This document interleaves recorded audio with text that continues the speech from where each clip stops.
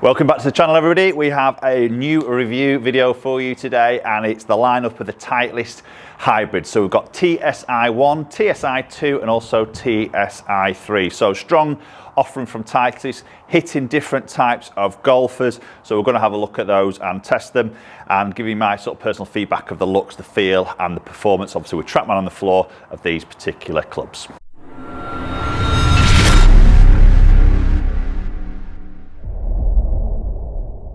Okay, so new lineup of hybrids from Titleist. So in a nutshell, we've got TSi1, which is a large head, very forgiving, weight really sort of back in the head, very lightweight head, very lightweight shaft, really for those slower swing speeds as an iron replacement. I'm not actually going to hit that particular one today because I haven't really got the right loft, to be honest, and I probably need to get a slower swing speed test on that one particularly. But we're going to really focus and hit both the TSi2, which is the mid one, and then the TSi3, which is a smaller compact with a little bit of movable weight on the sole. So they're the two that we're really going to focus and hit today. So we're going to start off with the TSi2. I've got the 3 hybrid and it's coming in at 18 degrees as standard on the loft. Okay, so as always, our first look at the golf club is sat in that playing position down by that golf ball, and straight away that is beautiful. That is really impressive, and I was always a little bit nervous from maybe past experience of Titleist hybrids and sometimes the fairway woods. They seem to sit a little bit close to my liking, but for a hybrid that sits beautifully. And for a TSi2, bearing in mind we've not got to the 3, I'm typically more preferred that real slim hybrid shape, but as a slightly larger head shape, it's fantastic. It's beautiful shape in there. Obviously it's a little bit longer from that front to the back. Obviously TSi1's bigger than this. Again, it's nearly into that sort of fairway wood size actually. TSi3 is going to be a little bit smaller, but that sits really square. Very clean head. There's obviously nothing on the top. There's no alignment, just black gloss, very clean. Just see the white grooves. Okay, we'll get this first shot underway. Okay, and that's a nice ball flight and a very good sound as well. And we obviously have seen that with the drivers and the fairway woods from Titleist. Fantastic sounding in my opinion. Hybrids can always be a little bit different just because of obviously the size of the head. The acoustics can sometimes be a little bit different and probably not as good in certain brands, but I think that sounds really good. So as I say, this is and probably one thing that sort of just jumped out at me there. So TSi2 against TSi3. So the two you generally would see as a 3 hybrid, you see a little bit more loft, a little bit more ease of use, getting that ball flight. It's actually the opposite. So in the TSi2 and the 3 hybrid, we've actually got 18 degrees as standard. Obviously we've got sure fit neck sleeve, so we can dial that loft up or down, and obviously lie angle and everything like that. But then in the TSi3, in the 3 hybrid, it's actually 20 degrees. So it's more loft in that neater compact head than there is actually in the slightly more forgiving head of the TSi2, which is a little bit different. It's generally the other way around, which is quite interesting. So to say, this is 18 degrees, so quite strong really for a strong loft for a 3 hybrid, maybe because of that weight or the size of the head being a little bit longer from that front to the back, you know, that ease of use. Okay, so that strike was a little bit low in that club face. You can see that launch just a little bit lower because of the strike. See that 9.9 degree on that launch, or just under sort of 9 degrees, should say. Spin pops up a little bit.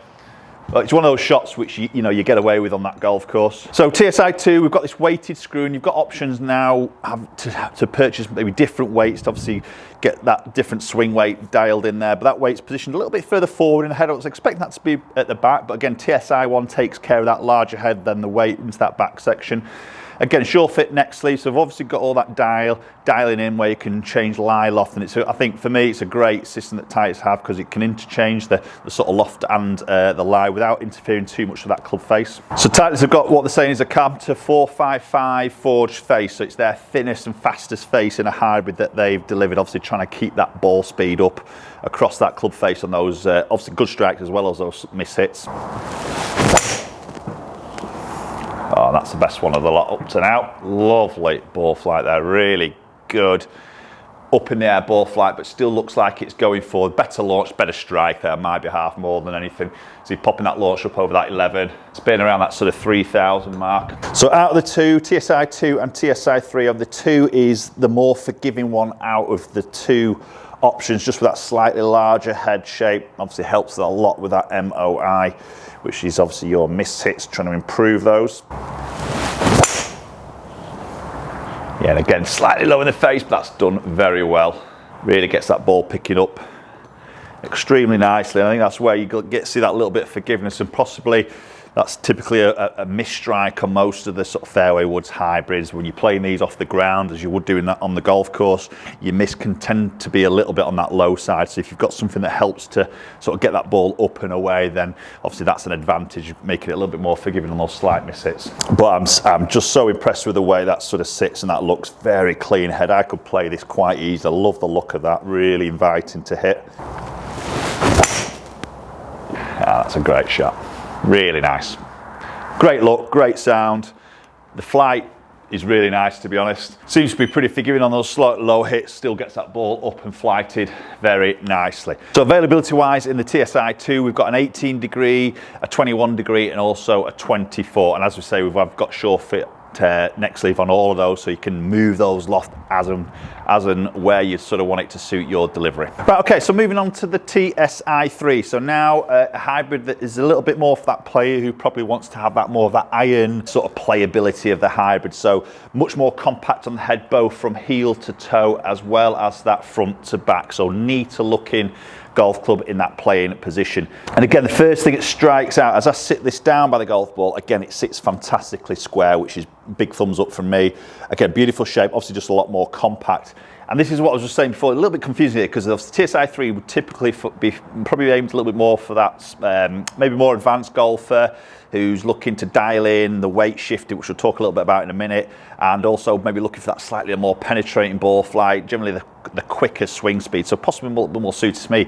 Yet the standard loft on the 3 hybrid now is 2 degrees more than the TSi2. As I say, typically in other brands and through the past, we see the better players hybrid tends to be a little bit of a stronger loft. So there's obviously a reason for doing that, maybe because of the weighting in the head and everything like that. But anyway, it comes in at a 3 hybrid, which is what I've got here, 20 degrees. But as I put that down, and if nobody told me that was a 3 and nobody told me that was 20 degrees, it looks like as about a loft of 23, 24 degrees of that. I see a lot of loft, and that just to me then might get me to sort of feel like I need to cover it a little bit more. I don't know, it's just a visual. Possibly because it's a slightly deeper face than TSi2, you see more of the face, you see more of that angle, maybe just a bit of an optical. But obviously this is a 20 degree. I've got this set at A1. Again, we've got sure fit hosel, so we can move that loft and lie around as we can in the other. Okay, and that's a fraction off that toe actually. Could feel that, yeah, that's that toe strike. It sounded a little bit different. I don't know whether that's just because of that slight toe strike, but we'll hit another one. It sounded a little bit more muted or a little bit quieter than TSi2, just first instinct. Shot was quite nice. It'll sit very nice behind that golf ball though. Nice ball flight. I think it's a different sound that. It does seem to be a little bit quieter, I'm not saying TSi2 was loud. I think it was a great sounding club TSi2 there, but that just seems to be a little bit quieter. So availability wise in TSi3, we've just got 2 options now. There's an 18 degree and then a 20 degree. Again, we've got adjustability through neck sleeve to dial that up or down. Similar sort of technology what we've seen in TSi2 with regards to that thin 455 forged face. Again, trying to keep that sort of ball speed up. We've got, obviously the additional there is now this adjustability of the weight in the sole. It's quite streamlined now, and it's all sort of very hidden in terms, which I think is a good thing, because then there's not as much sort of interaction with the sole of the club against the turf that you're going to play on. So we've got this sort of plate here that you loosen, you just lift out slightly, and then there's the weight sort of just underneath, and you can then move that into like toe or neutral, which is center, or then heel. So obviously you can just dial in that weight a little bit, you know, preferred shot shape, maybe a little bit through preferred or you're matching it up a little bit through your strike pattern. So if you're a little bit of a heel striker, for instance, moving that weight a little bit into that heel just subtly moves that CG a little bit close to your strike pattern. That'll help a little bit with that ball speed and that smash. Yeah, it's a really good sounding golf club. I think I'd love to see this in an 18 degree for me personally. This just, you know, with that 20 degrees of loft is just, seems to be sort of popping up a little bit more for me, so that spins a little bit higher. I think probably out of those two, as much as I would like to see this sort of shape typically in the past, I think I prefer that TSi2.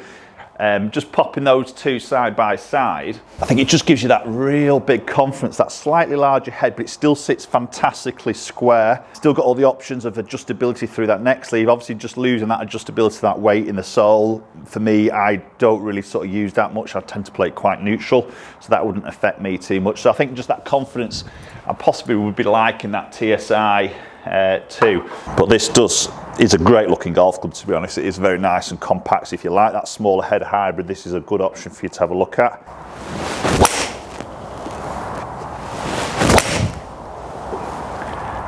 That's a good strike.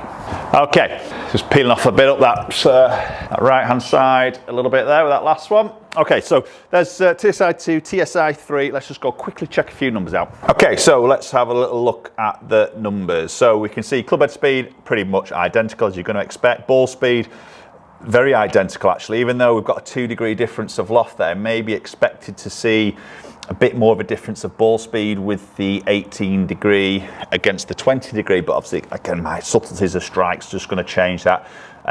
Must have struck the 20 quite nicely there compared to catch up that little bit of ball speed.